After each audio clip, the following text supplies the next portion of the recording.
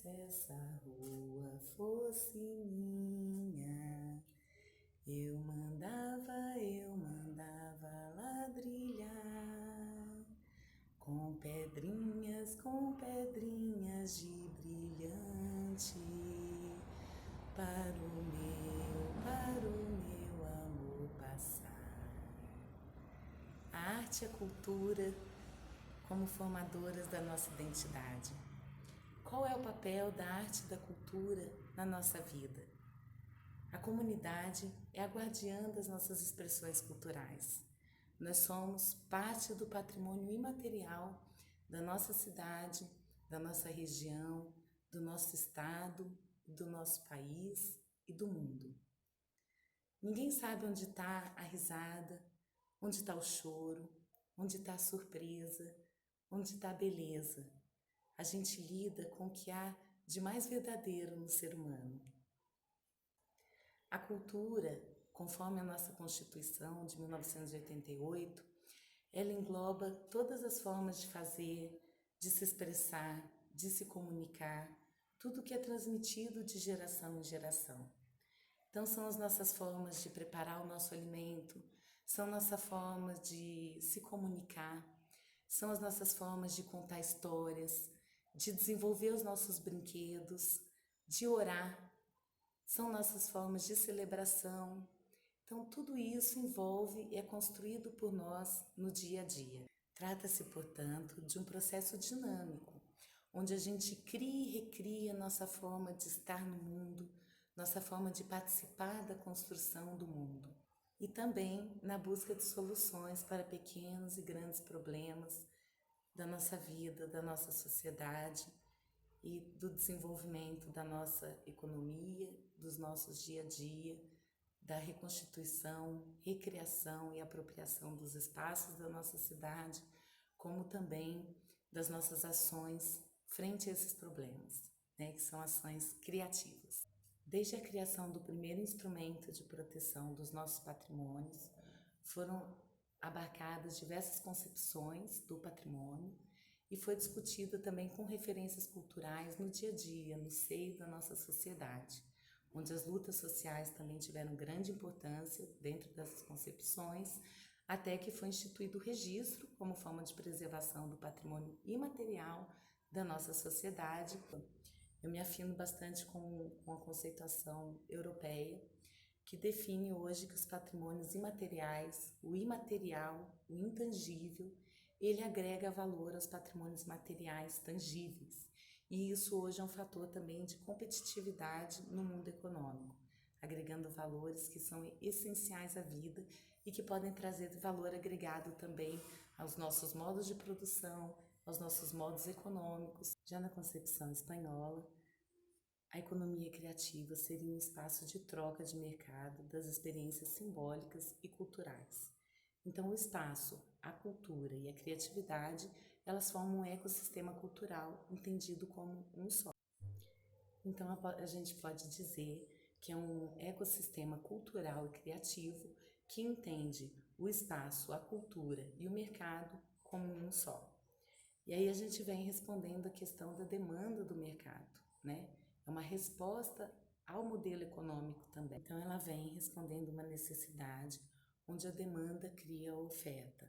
Ou o problema é novo, ou a solução é nova. Então aí a gente tem uma dificuldade, né? Que seria como mensurar a inspiração da transpiração, né? A indústria criativa, ela prevê o quê? A produção. E a gente vai além do produto em si, além da sua finalidade, né? Sua utilização, além desse valor pragmático. É onde a gente vai estar agregando os valores à criatividade, ao talento humano, né? Ao capital intelectual e criativo, que é onde se baseia, né, o princípio de toda a economia criativa. E isso tudo vem também aonde? Com espaços comuns, né, onde tudo é feito assim, praticamente, é quase uma forma artesanal de se construir aquilo, onde se dividem espaços, né, os coworkings, onde se dividem as ideias, onde se dividem os materiais tecnológicos, onde se dividem a matéria-prima, o conhecimento, a experiência, existe essa troca e esse trabalho todo, ele vai agregar várias concepções também, né? Como o trabalho livre, ele vai quebrar com aquela coisa horizontal da hierarquia, né? Um trabalho, ele é mais democrático, emancipatório. Aí a gente vai trabalhar questões assim que são questões iniciais, né? E que vão proporcionar que a gente possa criar propostas de valor. A partir disso, a gente tem que responder as seguintes questões: quem nós somos, né? O que a gente deseja fazer, como a gente vai fazer, para quem a gente vai fazer e de que forma vai ser feito. Então, essas questões respondidas, a gente consegue iniciar nesse campo, né, com bases sólidas para que a gente possa se desenvolver e desenvolver toda a sociedade à nossa volta. Nunca foi tão importante a gente tratar desse tema junto com os nossos patrimônios, porque isso gera um valor muito grande para a nossa sociedade. Então, mapear também as pessoas que vão receber o nosso serviço ou os nossos produtos é o que a gente vê como que a pessoa chegou até a gente, porque ela foi procurar determinada coisa, como ela foi procurar e também depois que ela adquire o nosso produto ou depois que ela adquire a experiência que a gente está vendendo para ela, o que isso é absorvido na vida dela, de que forma, como ela transforma a forma dela de viver com aquilo que a gente construiu em conjunto, né? Isso são questões importantes para a gente nortear nossas ações nesse sentido. Hoje a palavra economia criativa ela tem uma grande adesão, né? Ela está no nosso vocabulário, ela está sendo muito falada, muito cogitada, né? Com um vislumbre de um porvir, com uma diferente forma de produção, distribuição dos nossos bens, de absorção também no nosso capital intelectual, artístico e cultural também, que engloba a economia criativa e os seus princípios. E essa mudança, essa tensão no sistema, ela se transforma na mudança também do próprio sistema, onde, por exemplo, o capital intelectual passa a ser um ativo, base da nossa economia criativa. Como a gente falou anteriormente, quando você participa de uma celebração da sua cidade, quando você faz aquele doce da vovó, você está participando da construção do nosso patrimônio imaterial, que não está nos museus, nas escolas, nas galerias. Ele é passado de geração em geração através das nossas pessoas, guardiões das nossas culturas, nossos tesouros vivos e os nossos mestres dos patrimônios culturais imateriais, que são eles que vão transmitir de geração em geração seus saberes, suas formas de fazer, suas formas de participar da nossa sociedade. Na Conferência das Nações Unidas sobre o Comércio, ela coloca que a criatividade, no seu turno, ela é concebida através da inter-relação e diálogos entre a criatividade artística, a criatividade tecnológica, científica e também a criatividade econômica, englobando então todos esses setores. Como modelo de negócio, eu posso trazer aqui o Canvas, né? E como modelo da economia criativa, eu posso falar sobre o Creative Med. O Creative Med ele é bastante importante, né, na questão da economia criativa, porque ele traz essa referência de território. Quais são as nossas referências culturais? Quais são nossos espaços simbólicos? Porque os espaços eles são constituídos, né? Os lugares existem ali, independente da sua comunidade, da sua apropriação, mas o espaço não, o espaço já é um local de memória, né? O espaço é onde foram feitas atividades que hoje elas trazem algum símbolo, algum significado para dentro de cada um de nós. E isso são espaços simbólicos, né? São lugares de memórias. A economia criativa ela pode se tornar um motor de desenvolvimento sustentável, criativo e inclusivo da nossa comunidade, onde interagem os mercados, as atividades, os capitais intelectuais e essas interações que se estabelecem no desenvolvimento dessa economia. Não é só de relicários e conjuntos estéticos que é feito nossos patrimônios. O Cais do Valongo, por exemplo, ganhou o título de Patrimônio Mundial pela Unesco, por ser o principal porto de entrada dos negros africanos. E isso não é só uma dívida com os nossos antepassados, né? Uma memória de silenciamento, uma crítica ao silenciamento, né? Uma afirmação identitária. É também uma forma da gente estar no mundo e não construir esquecimentos importantes para o desenvolvimento das nossas vidas. E as dores também são importantes para a nossa construção e para sermos hoje quem nós somos. E a demanda, né, da economia criativa, ela vem da gente restabelecer uma outra forma, né, de estrutura das despesas familiares para que a nossa própria comunidade absorva. A gente tem a demanda do turismo também, principalmente o turismo de experiência. E outro setor interessante também é a interface com outros setores produtivos, absorvendo também o setor produtivo da economia criativa e gerando valor, né, construindo marcas de valor cultural, de referências culturais, identitárias.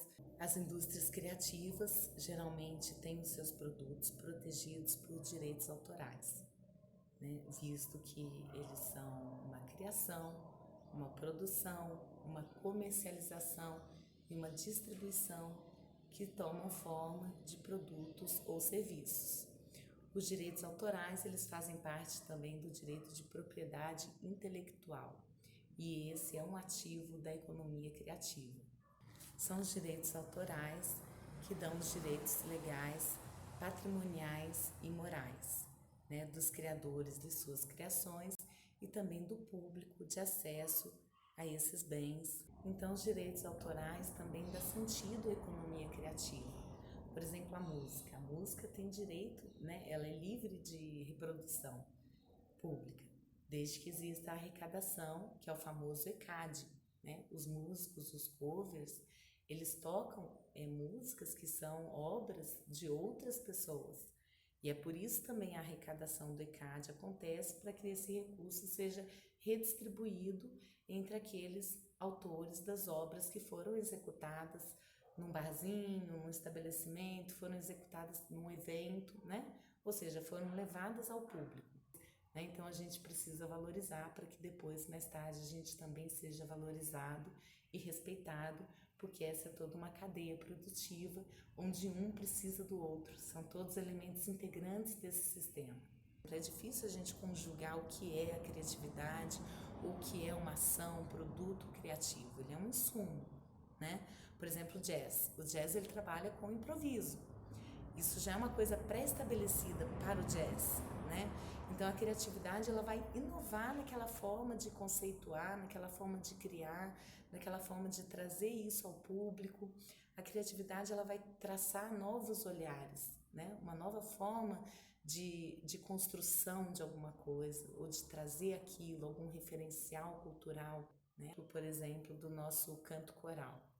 O canto coral hoje é um patrimônio de São Lourenço. A gente tem grupos, né, coletivos de canto coral, e foram reconhecidos com legitimidade perante a nossa sociedade. Então, esse ano, por exemplo, a gente trabalharia o que? A salvaguarda do coletivo do coral, do canto coral. O ano passado a gente também conseguiu um prêmio nacional pelo Ministério da Cidadania, o prêmio Teixeirinha, de um dos nossos maestros aqui de São Lourenço. E como a gente pode trabalhar a salvaguarda? De que forma a gente pode trazer o canto, o coletivo coral para dentro da economia criativa, né? A gente faz casamentos, a gente pode ter o canto coral ali, né, em festividades religiosas, em celebrações. A gente pode ter serenatas pela cidade, a gente pode ter serenatas na rádio. Então a gente tem como agregar valor, né, econômico aos nossos patrimônios imateriais.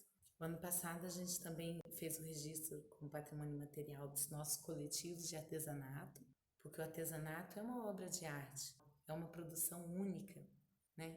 Então ele tem já por si só um valor agregado, mas além daquele objeto que ele é feito, por exemplo, uma boneca. Uma boneca, ela é uma boneca, né? A utilidade dela é para a criança brincar, é para enfeitar um lar, é para se constituir um cenário. Mas aqui, por exemplo, uma boneca da Inhaxica. A peregrinação de Inhaxica foi também constituída como um patrimônio imaterial da nossa cidade, né, juntamente com Soledade de Minas, Caxambu e Baipendi, que é a terra da Inha Chica. A peregrinação dela, que acontece no dia 1º de maio, é um patrimônio imaterial da nossa cidade. Nós estamos todos juntos, né? Enquanto há vida, há cultura,